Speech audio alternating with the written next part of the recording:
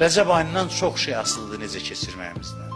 Qiyamət günün neçə müraciəti var, biri də budur ki, Eynər Rəcəbiyyun, hanı Rəcəb ayının əhli? Çıxın cəmatın içindən, gedin cənnətə. Rəcəb ayının öz əhli var, əhli var.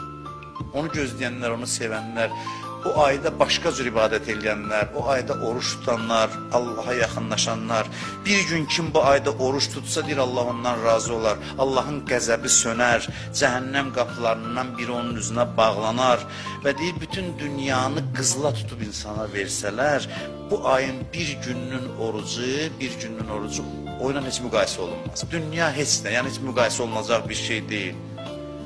Yaxşı olar ki, Rəcəb ayının birinci günü oruç tutsun, kimin imkanı varsa, özə düşür birinci gününə həftənin. Onun ayrıca da bir savabı var. 27-ci gün inşallah yaxınlaşanda deyərəm məbəs günüdür. Orucun ən xüsusi günlərindən biri Rəcəb ayının 27-ci günüdür.